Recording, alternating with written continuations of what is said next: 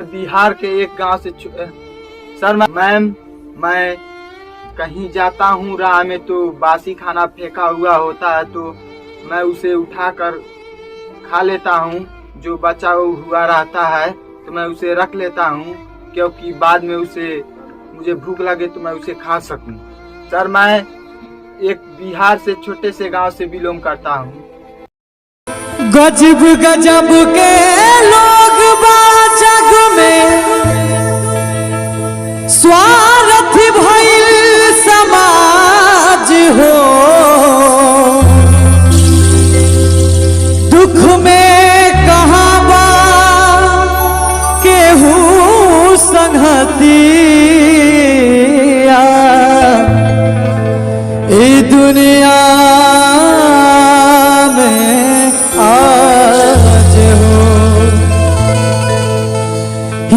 परित हिताई मिताई जाति छोड़ देला।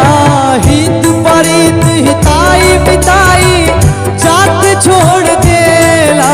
जब समय होला कमजोर,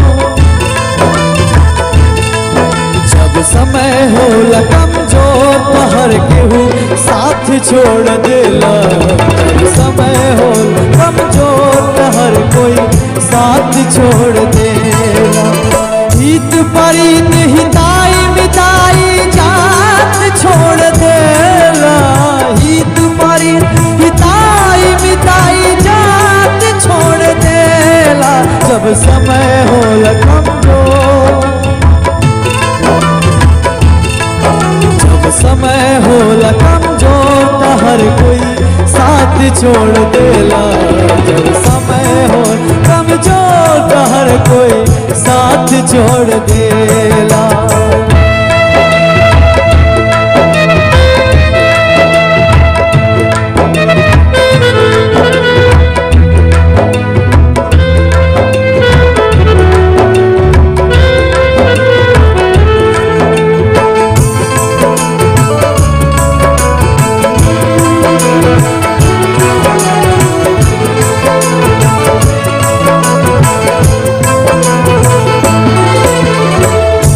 बनला के 10 गो साथी, बिगड़ला के केहू ना आपन बनैबा कैसे केहू तोहार होई ना।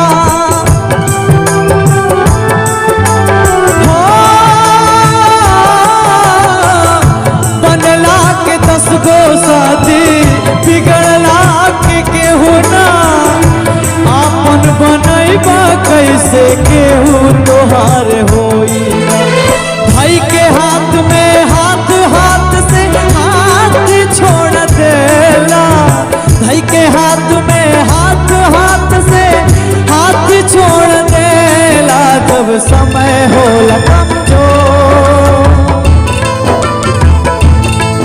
जब समय होला कमजोर तो हर केहू साथ छोड़ देला। जब समय होला कमजोर साथ छोड़ देला।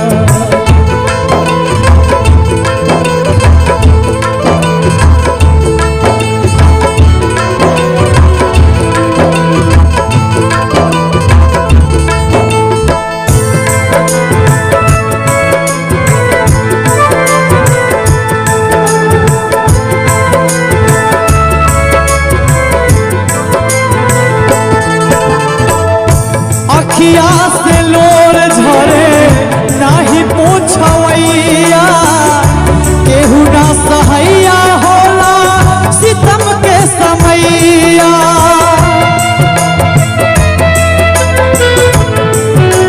हो अखिया से लोर झरे नाही पूछवैया, केहू ना सहैया होला सितम के समैया। धर्म कर्म रीति और रिश्ता नात छोड़ देला। धर्म कर्म रीति और रिश्ता नात छोड़ देला। जब समय होला कमजोर, जब समय होला कमजोर तो हर कोई साथ साथ छोड़ देला जब समय होला कमजोर हर कोई साथ छोड़ देला हित परीत हिदाई विदाई जात छोड़ देला हित परीत हिदाई विदाई जात छोड़ देला जब समय होला कमजोर समय होला कमजोर तो हर कोई साथ छोड़ देला